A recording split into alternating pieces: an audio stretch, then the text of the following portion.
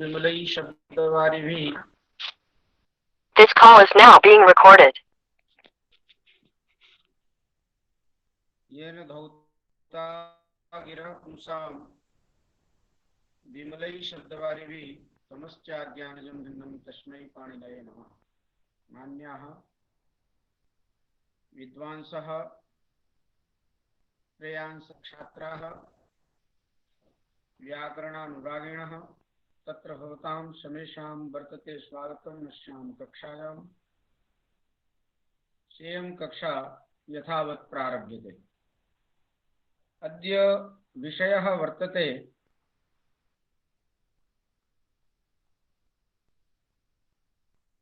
सखायम् इच्छतीति सखीयति।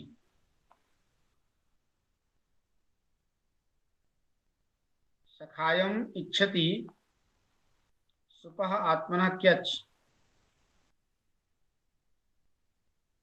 नाम धातु प्रकरण में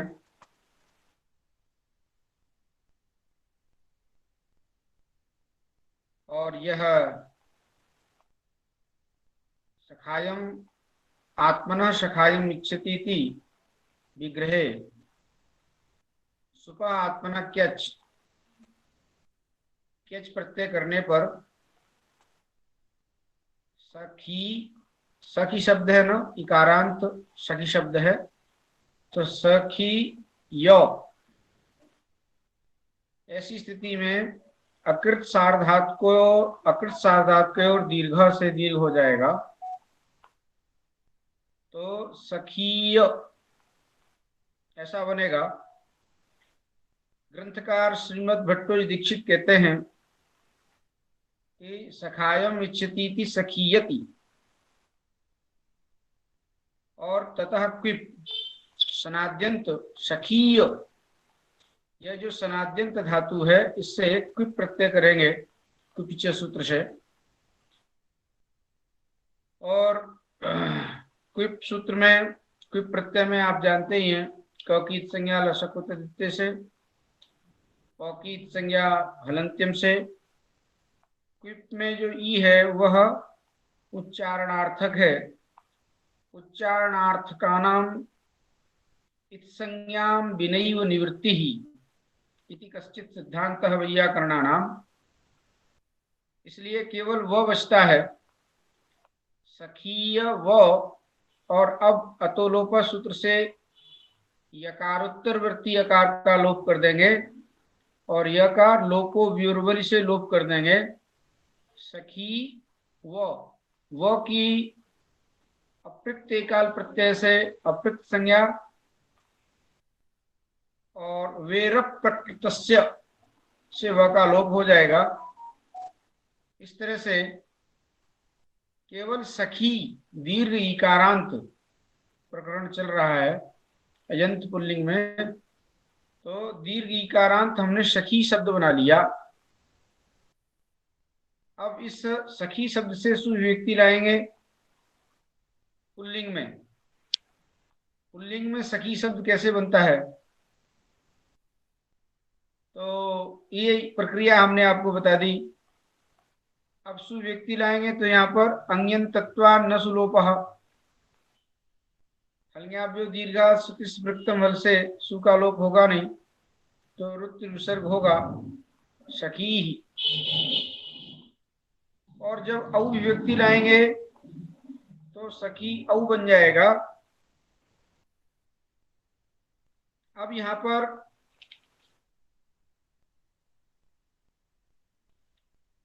वास्तव में क्या होता है, आपने ये सखी जो बनाया इसमें थोड़ी सी स्थिति परिवर्तित होती है। दीर्घ इकारांत ये जो सखी शब्द बना रहे थे आप सुव्यक्ति ला करके अंग्यंतत्वा न सुलोपः करके आप रुत्व विसर्ग कर चुके थे, सखी शब्द बना रहे थे। इसी में ही यहीं पर सुव्यक्ति लाने पर दीक्षित जी कहते हैं, मूल में पंक्ति लिखते हैं, अल्लोपस्य स्थानिवत्वात् यणि प्राप्ते क्वौ लिप्तम न स्थानिवत्। अब आप देखिए, ये प्रक्रिया समझने लायक है। यह पंक्ति है जो अत्यंत समझने लायक है कि अल्लोपस्य स्थानिवत्वात् यणि प्राप्ते। कहाँ? जब अतोलोप सूत्र लगाते हैं आप, सखीय, और सखीय शब्द से क्विट प्रत्यय करते हैं, तो सखीय क्विट बन जाता है। ककित संज्ञा पकित संज्ञा वी बचता है, वी में ई का भी उच्चारणार्थक है इसलिए लोप हो जाता है, वह बचता है सखीय व। ऐसी स्थिति में अतोलोप सूत्र से अकालोप करते हो और फिर लोपो व्योर्बल से यकालोप करते हो। तो यहीं पर ही कहते हैं कि ये जो अतोलोप से अकालोप किया था, उस अलोप को हम स्थानवत भाव कर देंगे। कब? यलोप के बाद। पहले तो अतोलोप से लोप किया और लोपो व्योर्बल से या का लोप कर लिया, सखी व बना। ऐसी स्थिति में व का भी आपने लोप कर लिया। सर्वापहारी लोप क्विप प्रत्यय जो है सर्वापहारी लुप्त होता है, सर्वापहारी लोप कहलाता है। तो कुछ बचता नहीं है, सखी बचता है। अब सखी में ई के स्थान पर यण होना चाहिए। कहते हैं आजादी प्रत्यय परे कहाँ है? कहते हैं केच जो किया था ना, केच का जो क्य का जो अ था, य का जो अ था, अतोलोप से लोप हुआ था, उसको हम स्थान में भाव कर देंगे।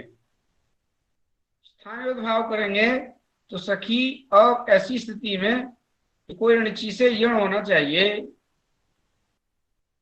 वही पंक्ति लिखी हुई है दीक्षित जी ने, अल्लोपस्य स्थानिवत्वात् यणि प्राप्ते।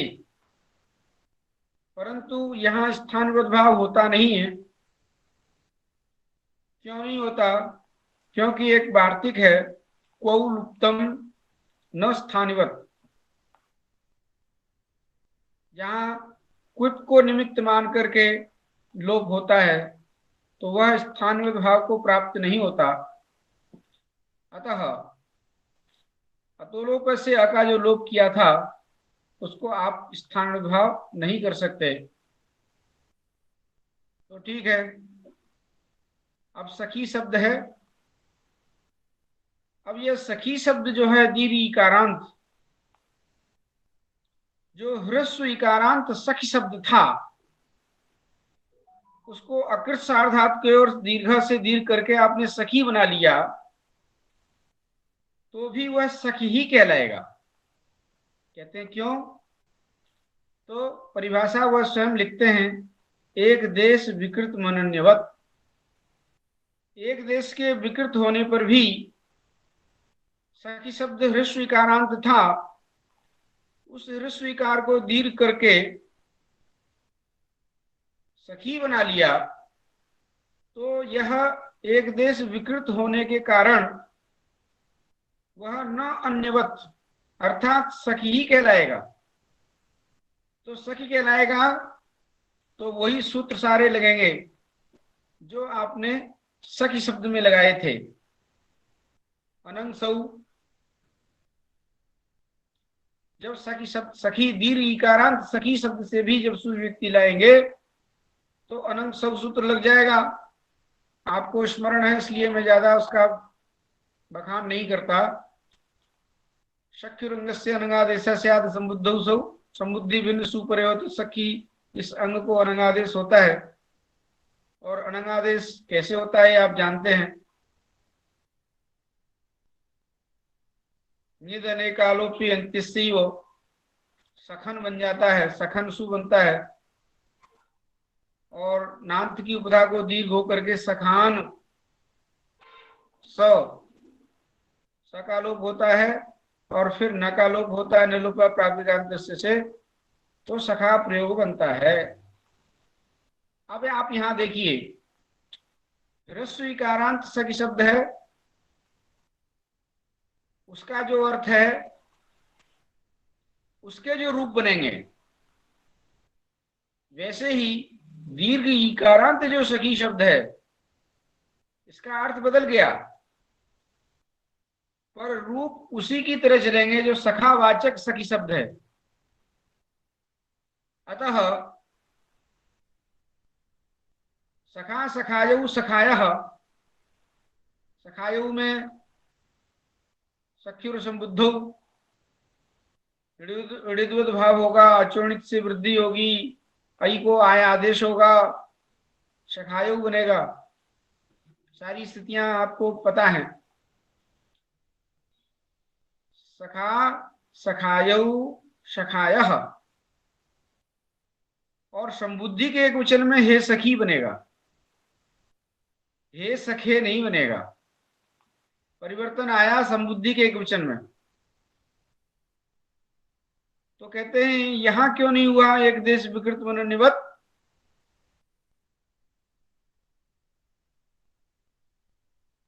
यहां भी तो कर सकते थे, पर यहां क्या है, संबोधन में क्या होता है, रसस्य गुणः, वह ह्रस्व जहां उपस्थित होगा उसी को गुण होगा। माना कि एक देश विकृत मनोनिवत से आपने उसको सखी रूप मान लिया है, फिर भी ह्रस्व इकार नहीं है, अतः ह्रस्व से गुण नहीं होगा। दीर्घ इकार होने के कारण गुण नहीं होगा, तो इंग्रस्वास समुद्र से लोप नहीं होगा। हे सखे जैसा प्रयोग बनता है वैसा प्रयोग यहां त्यजंत सखी दीर्घ इकारांत सखी शब्द से तो नहीं बनेगा। वहां तो हे सखी ही, कोई सु को विसर्ग होकर के हे सखी प्रयोग बनेगा, और सखायु सखाया ज्यों का त्यों रहेगा। अब हम विभक्ति लाते हैं वाला बनेगा। हे सखी ही विसर्ग आएगा गुरु जी। हाँ विसर्ग आएगा। विसर्ग का जैसे हे पपी बनता है वैसे ही हे सखी बनेगा। यहाँ कोई दिक्कत नहीं है, वृत्त विसर्ग होता है। संबुद्धि का लोप करने वाला कोई सूत्र नहीं है। अब अम विभक्ति लाएंगे तो अम विभक्ति पर रहते भी सख्युर संबुद्धौ से संबुद्धि भिन्न सर्वनाम स्थान पर रहते निद्भाव होगा, चोणित से वृद्धि होगी। सखी अग्रे अम दीर्घ इकारांत सखी जो शब्द है उससे अम विभक्ति परे होगी तो सखी अम बन जाएगा। तो यहां पर भी वही सारी स्थितियां होंगी। कैसे होंगी? कहीं पूर्व से पूर्व रूप क्यों नहीं होगा? तो उस पर ग्रंथकार पंक्ति लिखते हैं। दीक्षित जी ने पंक्ति लिखी है, उस पंक्ति को पढ़ लीजिए।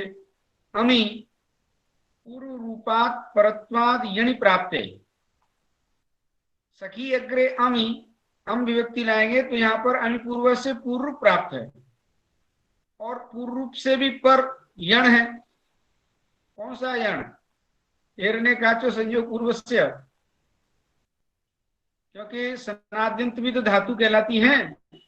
धातु संयोग पूर्वो न भवति या विवरण तदंतो यो धातु तंतस्या निकाचो अंगस्य यणस्या दयादो प्रत्यय परे, इसलिए परत्वाद यण प्राप्त होता है। अब यहां पर आपको पूरी प्रक्रिया थोड़ा सा स्मरण रखनी चाहिए कि सखी अग्रे अम, ऐसी स्थिति में सबसे पहले गुणची से ऋण प्राप्त होता है, उसको प्रथम पुरुषवर्ण से पुरुषवर्ण दीर्घ रोक लेता है, अमी पूर्व पूर्व रूप करने आता है, उसको एरने काचो संयोग पूर्वस्य से परत्वात् यण पर होने के कारण यण होने लगता है। उसी पर ये पंक्ति लिखी हुई है कि अमी पूर्व रूपात परत्वाद यणि प्राप्ते, और ततोपि परत्वाद, इस एरने काचो संयोग पूर्वस्य से भी पर है। कौन? सख्युर संबुद्धौ।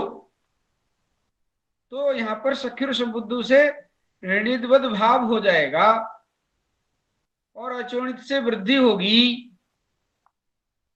तो किस तरह की प्राप्ति है इसका स्मरण जरूर करना चाहिए प्रक्रिया करते समय। यह हमारी पाणिनीय शास्त्रीय प्रक्रिया है, शब्द साधनी का अवस्था है। इन स्थितियों से हमें अवश्य गुजरना चाहिए, अर्थात इनका पौर्वापर अवश्य देख लेना चाहिए। तो ततोपि परत्वात् सख्युर संबुद्धौ इति प्रवर्तते, इसलिए सखायम यह प्रयोग बनेगा, सखायौ। और सस परे रहते क्या होगा, दीर्घ इकारांत सखी शब्द है और उससे सस परिव्यक्ति पर में है, तो यहां पर प्रथमे पुरुषवर्ण से पुरुषवर्ण दीर्घ प्राप्त है, परंतु दीर्घ नहीं होगा, क्योंकि पुरुषवर्ण दीर्घ से भी परे का जो संयोग पूर्व से सूत्र है, अतः उससे यण हो जाएगा। उस यण को कोई रोकने वाला है नहीं, इसलिए सख्या, ध्यान देना, सखा सखायौ सखायः,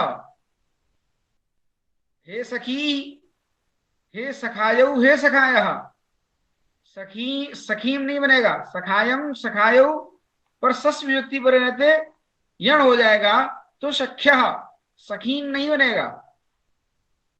इस तरह से आपने प्रथमा संबुद्धि और द्वितीय विभक्ति के रूप समझे। तृतीय विभक्ति में क्या होगा, सीधा यण करेंगे आप, तो सख्या,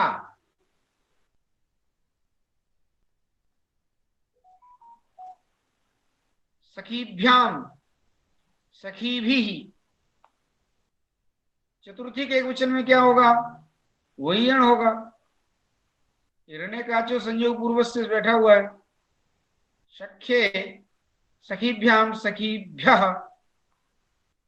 पंचमी के एकवचन में भी यण होगा, और ख्यत्यात् परस्य सूत्र है खीति शब्दाभ्याम और खीति शब्दाभ्याम, आ गया ना खी शब्द दीर्घ इकारांत, कृत ऋणादेशाभ्याम परस्य ngसिंगसो रत उत्स्यात्, इसलिए नस और नस षष्ठी का एकवचन और पंचमी का एकवचन का जो अकार है उसको उकार होकर के सख्युः सखीभ्याम सखीभिः सखीभ्यः, सख्युः सख्योः और सखी नाम, सखी अग्रे आम है, दीर्घ इकारांत सखी शब्द है, तो यहां पर नुट कैसे होगा,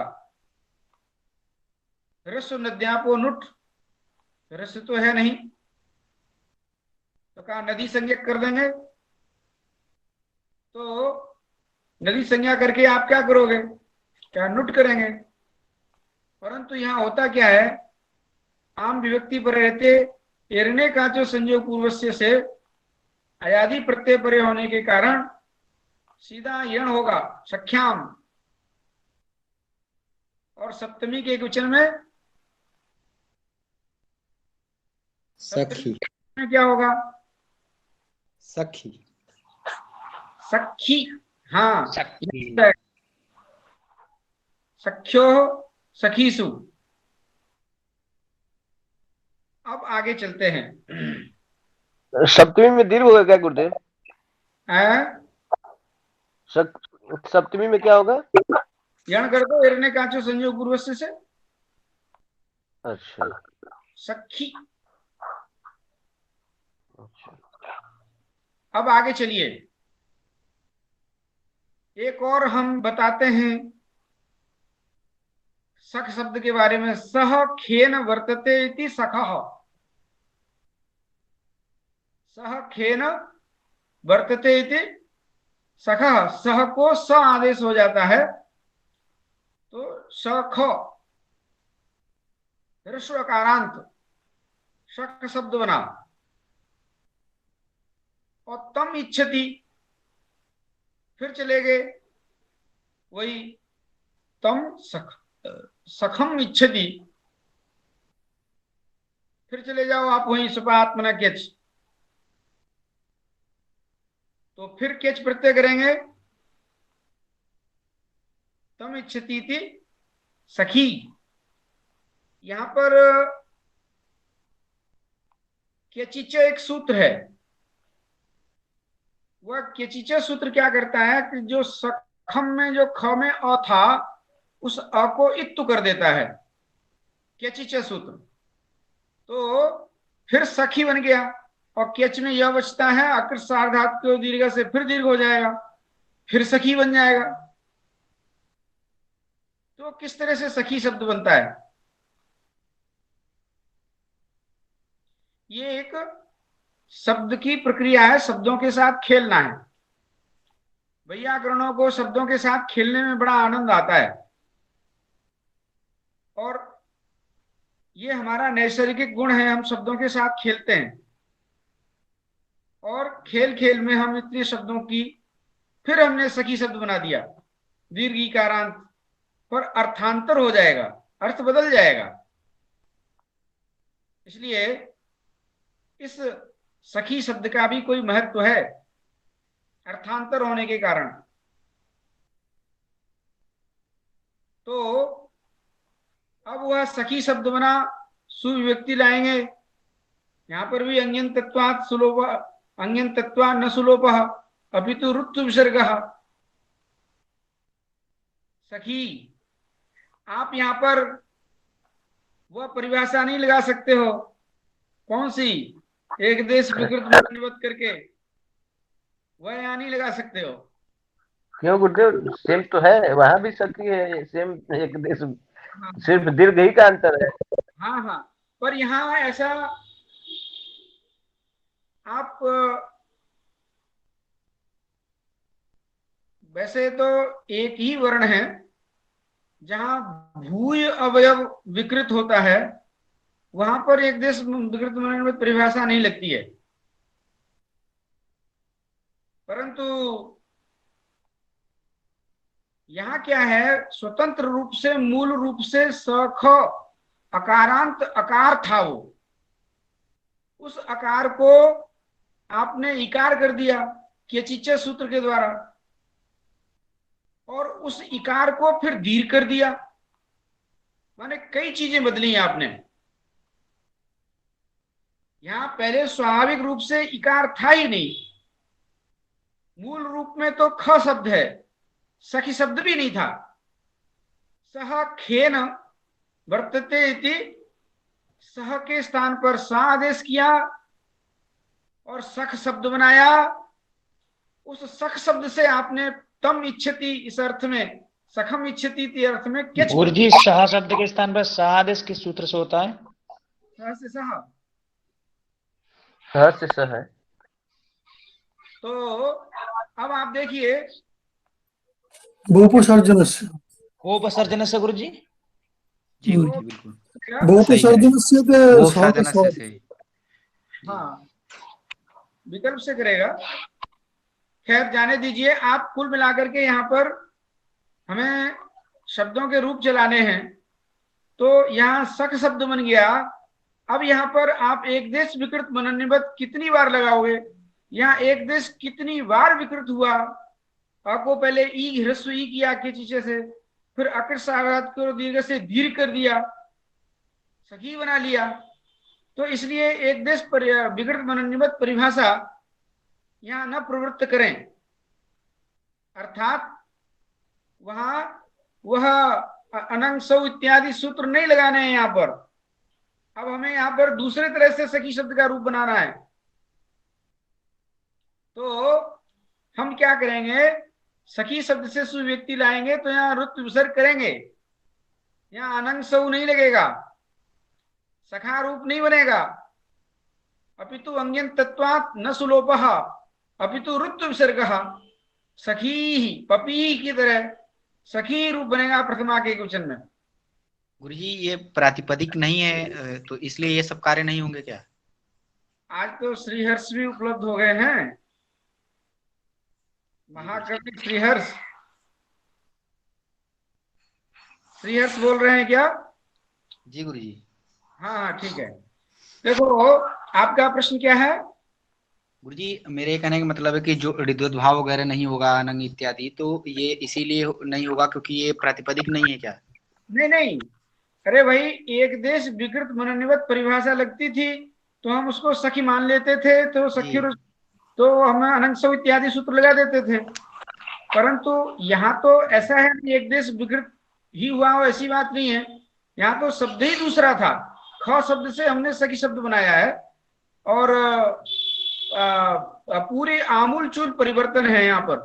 अतः यहाँ एक देश विकृत मननवत या लगा करके आप उसको सखी नहीं बना सकते। अतः यहाँ पर अनंग इत्यादि सूत्र हैं, सखी संबुद्धि इत्यादि सूत्र हैं, प्रवृत्त नहीं होंगे। अतः सखी ही यही बनेगा। अब धैर्य रखिए, आगे देखो क्या लिखते हैं। तो एक तो सखी शब्द बना लिया प्रथमा के वचन में, ऐसे ही दूसरा शब्द एक और बना रहे हैं, सुखम इच्छति सुखी ही, बिल्कुल सखम और यहां सुखम है, बस केवल ऊ जोड़ना है। सुखम इच्छति सुखी ही, इसका भी ऐसा ही बनेगा रूप सखी की तरह। और ऐसे ही सुतम इच्छति सुती ही,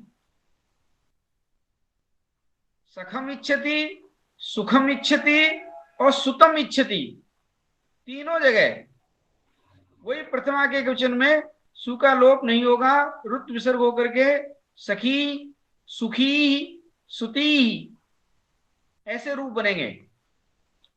और अब अजादी विभक्ति परे रहते क्या होगा, तो कहा अजादी परे रहते एरने काचो संयोग पूर्व से सूत्र लगेगा और सब में यण आदेश होता चला जाएगा, पपी की तरह रूप चलेंगे। यहाँ एक देश विकृत मननवत इत्यादि न लगने के कारण यहाँ पर न तो अनंग होगा, न ही सख्य संबुद्धि श्रेणीद्वद भाव होगा, कुछ नहीं होगा। जो सखी शब्द में हुआ करता था वो यहाँ कुछ नहीं होगा। अब रूप चला लो, सखी, सख्यौ, सख्या, सख्यम, सख्यौ, सख्या, सख्या, सखीभ्याम, सखीभिः, सख्ये, सखीभ्याम, सखीभ्यः और सख्यु क्षत्यात् पर से लगेगा, सखीभ्याम, सखीभ्यः और सख्यु, सख्यो, सख्याम, सखी, सख्यो, सखीसु। ऐसे ही सुखी, सुख्यौ, सुख्या, सुख्यम, सुख्यौ, सुख्या, सुख्या, सुखीभ्याम, सुखीभिः, सुख्ये, सुखीभ्याम, सुखीभ्यः, सुख्यु, सुखीभ्याम, सुखीभ्यः, सुख्यु, सुख्यो, सुख्याम, सुखी, सुख्यो, सुखीसु। ऐसे ही सुती, सुती, सुत्यौ, सुत्यः, सुत्यम, सुत्यौ, सुत्यः, सुत्या, सुतीभ्याम, सुतीभिः, सुत्ये, सुतीभ्याम, सुतीभ्यः, सुत्युः क्षत्यात् परस्य से उत्त हो जाएगा, सुत्युः, सुतीभ्याम, सुतीभ्यः, सुत्युः, सुत्यो, सुत्याम, सुत्ती, सुत्यो, सुतीसु। इस तरह से ये रूप चलेंगे, क्योंकि क्षत्यात् परस्य से उत्त इसलिए होगा क्योंकि वहां खी और खी, ती और ती दोनों शब्दों के बारे में चर्चा आई है।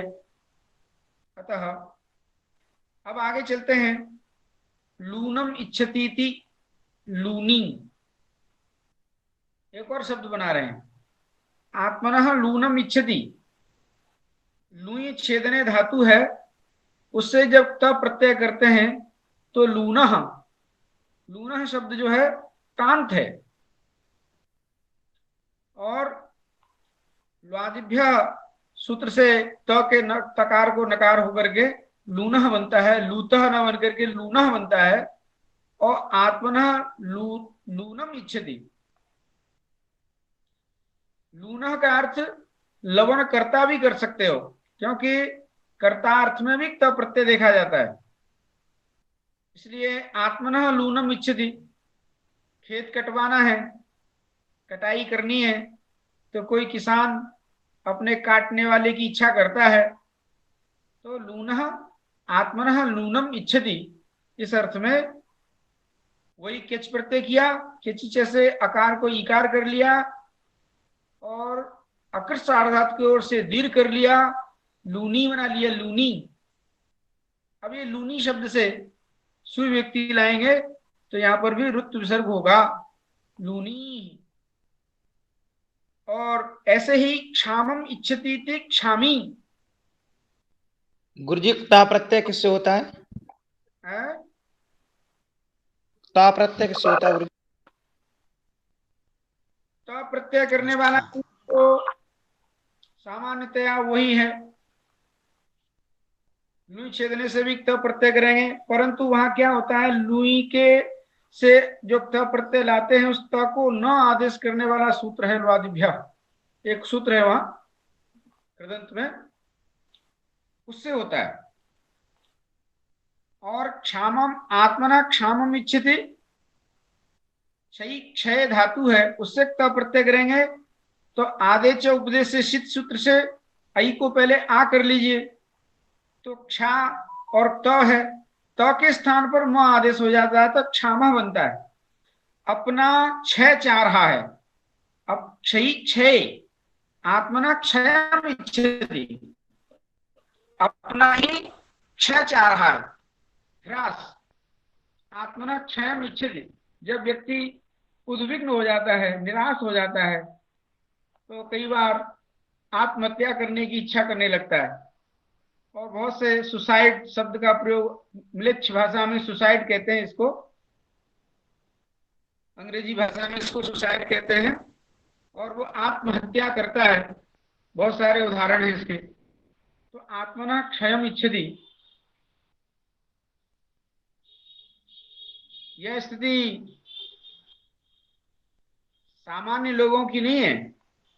भगवान श्री कृष्ण ने अपने वंश का अपने आप ही श्राप लगवा करके क्षय कर दिया। जितने भी यादव थे सब नष्ट हो गए, यहां तक कि स्वयं श्री कृष्ण की भी बात ऐसी ही आती है। खैर अन्य देतत। तो आत्मना तो तो लालू यादव, अखिलेश यादव, ये सब कहाँ से आया सर? ये यादव नहीं है सर, ये ढोंगिया है। ये यादव है ही नहीं। वो यादव वृष्णिवंशी यादव थे, क्षत्रिय थे। ये तो आभीर शब्द आता है इनके लिए। नंद बाबा के वंशज हैं ये लोग, कृष्ण के वंशज नहीं है। खैर हम अपने विषय में आए तो कई बार क्या होता है कि मुझे अपने गुरुजी के वाक्य स्मरण हो जाते हैं, तो वो कई बार मैं आपके सामने बोल देता हूं, प्रसंगांतर हो जाता है। आइए, मूल में लिखा है क्षामं इच्छति क्षामी। तो क्षामी कैसे बनेगा ये आपको पता है। केच प्रत्यय किया और केचिचे से मकार, पहले तो क्षय धातु है, उससे पहले आप तो प्रत्यय कर लीजिए और आई को आदेच उपदेश से शीत सूत्र से आप तो कर लीजिए, तो क्षात, त को म कर लीजिए, सूत्र है वहां पर छायो मह, निष्ठा के तकार को मकार आदेश कर देता है, तो क्षामो बना लिया। अब आत्मना क्षामम इच्छति, अब आपको ये नाम धातु बनानी है, तो केच प्रत्यय किया क्षाम शब्द से, क्षाम अम और केच, और इसकी सनातनता धातु से पूरे की धातु संज्ञा हुई। धातु का अवयव जो अम है उसका लुक कर दिया, क्षा क्षाम और केच, क्षाम केच। अब केच सूत्र से मकारोत्तरवर्ती आकार को इत्तु कर लिया क्षामी, और उस ई को दीर्घ कर लिया अकृत सार्वधातु की ओर दीर्घा, तो क्षामीय। अब कोई प्रत्यय किया, सर्वापहार लोप करने से पहले अतोलोप और लोपोव्योर्बल से लोप करके या का लोप करके क्षामी, फिर बाद में व का भी लोप कर लेते हैं तो क्षामी बनता है। अब इस क्षामी शब्द के रूप कैसे चलेंगे, तो उसका भी प्रथमा के क्वेश्चन में सुव्यक्ति लाएंगे, तो वहां पर भी रुत विसर्ग हो जाएगा। अंगन तत्वा न सुलोपः अपितु रुत विसर्ग क्षामी। ऐसे ही प्रस्तीमम इच्छति प्रस्तीमी, आत्मनः प्रस्तीमम इच्छति, स्त्यई धातु है, स्त्यई शब्द संघातयो। इस धातु से हम क्या करेंगे,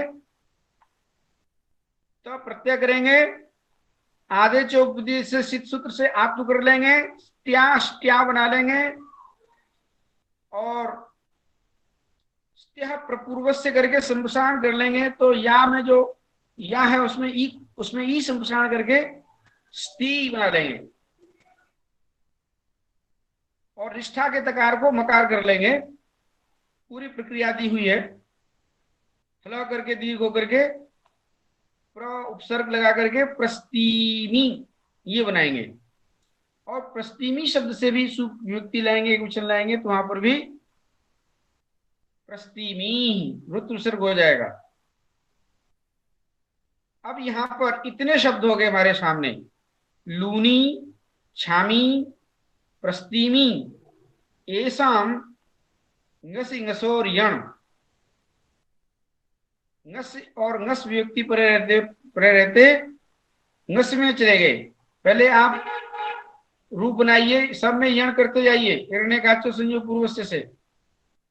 लूनी लून्यौ लून्यः, लून्यम लून्यौ लून्यः, लून्या लूनिभ्याम लूनिभिः, लून्ये लूनिभ्याम लूनिभ्यः, लून्यः। अब षष्ठी का एक वचन और पंचमी का एक वचन, ऐसे ही क्षामी क्षाम्यौ क्षाम्यः, क्षाम्यम क्षाम्यौ क्षाम्यः, क्षाम्या क्षामिभ्याम क्षामिभिः, क्षाम्ये क्षामिभ्याम क्षामिभ्यः।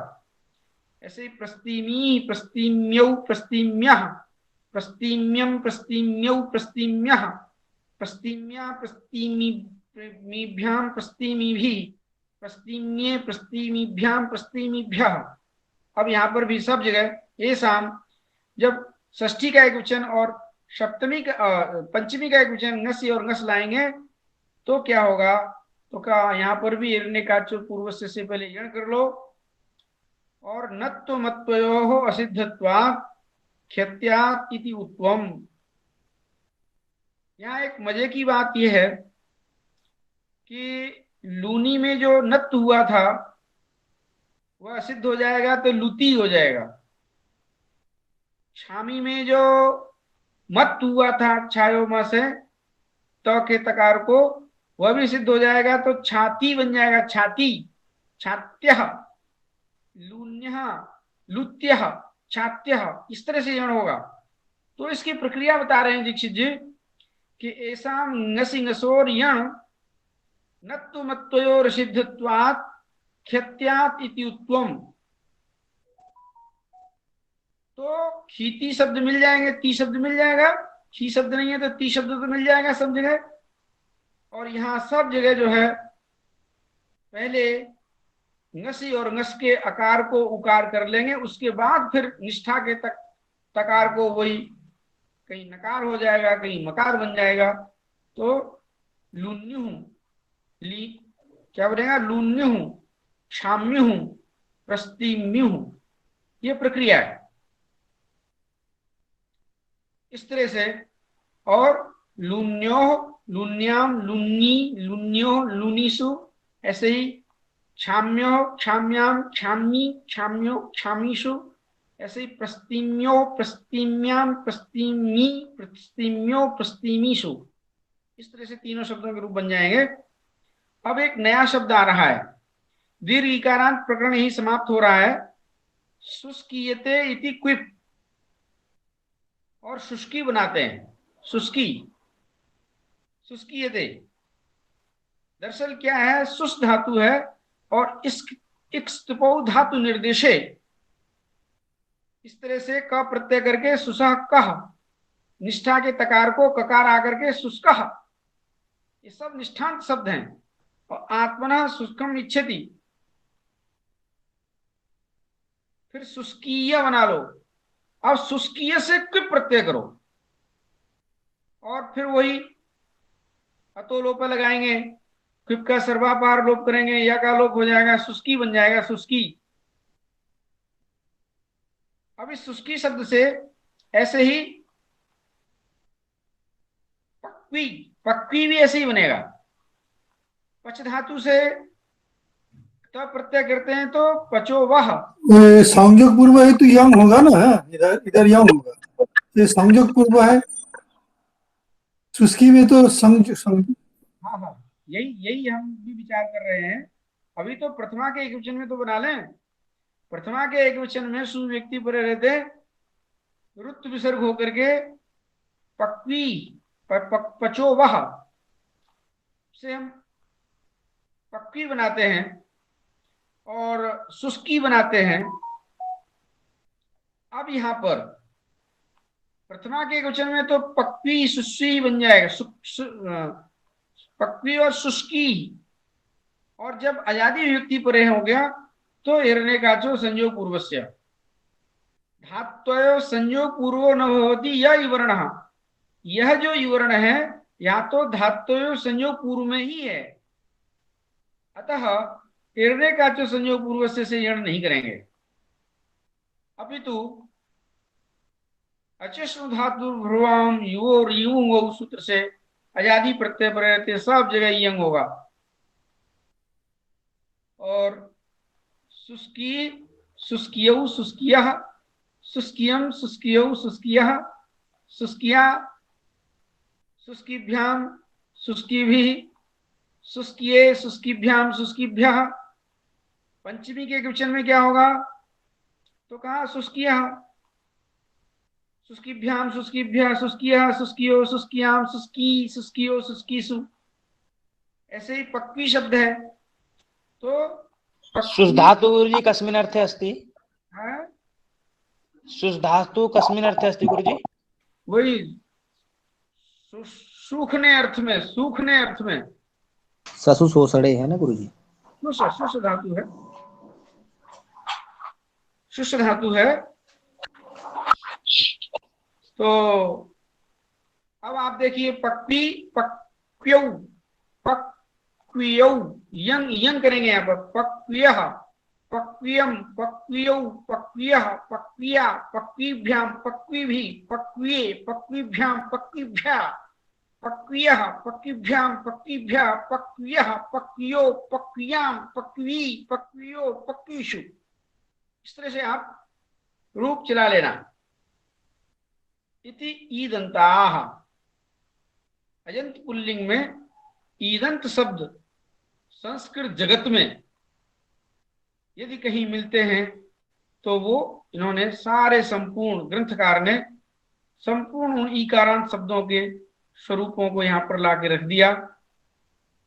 अब इसी तरह से आप लाखों करोड़ों अरबों खरबों शब्द हैं, आपको जहां भी प्रयोग मिले आपको प्रक्रिया बता दी है कि उनके रूप कैसे चलेंगे। उसी तरह से आप चलाते रहना और बनाते रहना, शेष आपके ऊपर है। आपको एक ऐसी बुद्धि डेवलप करनी है, विकसित करनी है, व्याकरण वाली बुद्धि, जिससे कि आप सदैव संदेह में न रहें और निसंदेह होकर के हम इस प्रकार के शब्दों के रूपों को समझते हैं। किंतु गुरुजी इधर मेरा एक निवेदन है। मान लीजिए भाषा तो मान लीजिए क्या होता है, दूसरों को समझाने के लिए या समझने के लिए दोनों है।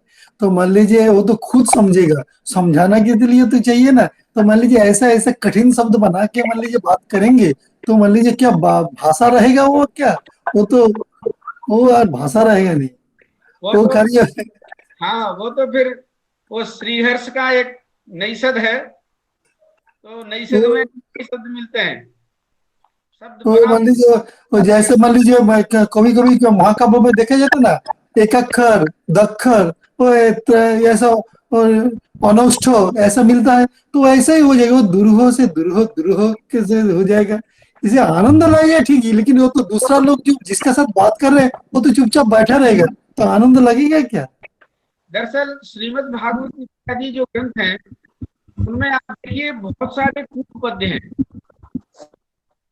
और वो कूट पद्य इतने दुरूह हैं कि गणेश जैसे व्यक्ति की बुद्धि चकरा जाती थी।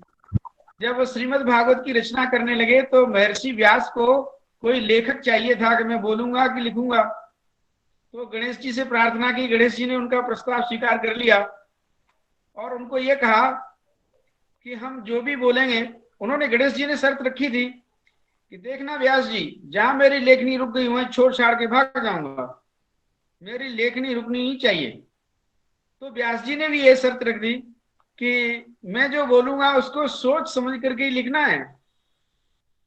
तो व्यास जी का क्या हाल होता था कि शाम के समय में संध्या करनी है, सुबह के समय संध्या करनी है, तो वो ऐसा कूट पद्य बनाते थे कि वो गणेश जी सोचते रह जाते थे और इतने में व्यास जी नहा धो करके संध्या करके आ जाते थे। फिर भी गणेश जी लिखने से पहले उसको सोचने, चिंतन मनन, वही कूट पद्य ऐसे बना दिया कि कौन सा व्याकरण, कौन सी किस तरह से इसको सिद्ध करेंगे, वो सिद्ध करते रहते थे। इतने में वो अपना लिख करके चले आते थे, नहा धो करके संध्या करके तैयार हो जाते थे। तो ये सामान्य संस्कृत भाषा, सामान्य संस्कृत व्याकरण, ये कोई दैवी चीजें हैं जो हम यहाँ प्राप्त कर रहे हैं, समझ रहे हैं। ये सामान्य चीज नहीं है, बड़े सौभाग्य से ये सारी चीजें प्राप्त होती हैं। ये किंवदंतियां कोई खोखले दावे नहीं है, ये वास्तविक हकीकत है। संस्कृत में ही वो सामर्थ्य है जो इस प्रकार के कूट शब्दों को आप किसी भी तरह से, जो ऐसा लगता है सुनने में कि ये तो पुल्लिंग है और वो स्त्रीलिंग होता है, जो स्त्रीलिंग है वो पुल्लिंग मालूम पड़ता है, तो बहुत सारे भूल भुलैया टाइप का बहुत सारा है। वो तो आप माने, मैं देखता हूँ हम लोग उतना बुद्धिमान नहीं है, तो साक्षात गणेश जी तो बुद्धि की विधाता है, रिद्धि सिद्धि लेकर के बैठे रहते हैं, उनकी स्थिति ये है, तो हम लोगों की क्या स्थिति होगी। अब आगे चलते हैं, उकारांत प्रकरण, उकारांत अजंत पुल्लिंग शब्दों की स्थिति आ रही है। तो शंभुर हरिवत, शंभु शब्द लिया, हरि शब्द की तरह रूप चला लो। शंभु शंभु संभव, शंभुम शंभु शंभून, शंभुना शंभुभ्याम शंभुभिः, संभवे शंभुभ्याम शंभुभ्यः, शंभो शंभुभ्याम शंभुभ्यः, शंभो शंभवो शंभूनाम, शंभो शंभवो शंभुषु। हे शंभो, हे शंभु, हे शंभवा। हरि की तरह रूप, यहाँ की संज्ञा का प्रकरण आएगा। एवं विष्णु वायु भान्वादयः, विष्णु शब्द, वायु शब्द, भानु शब्द और गुरु शब्द भी जोड़ दीजिए। आदि से जो कहा, जितने उकारांत शब्द हैं, गुरु गुरु गुरवः, गुरुम गुरु गुरून्, गुरुणा गुरुभ्यां गुरुभिः, गुरवे गुरुभ्यां गुरुभ्यः, गुरोः गुरुभ्यां गुरुभ्यः, गुरोः गुरुवो गुरूणाम, गुरौ गुरुवो गुरुषु, हे गुरु हे गुरु हे गुरुवः इत्यादि उकारांत शब्दों की निष्पत्ति हो गई है। अब एक विशेष शब्द आ रहा है, कुरुष्टु शब्द, इसकी निष्पत्ति हम कल करेंगे। आज यह कक्षा यहीं पर पूर्ण करते हैं और आपको प्रश्नों के लिए आमंत्रित करते हैं। यदि आपके कोई प्रश्न हैं तो आपका स्वागत है।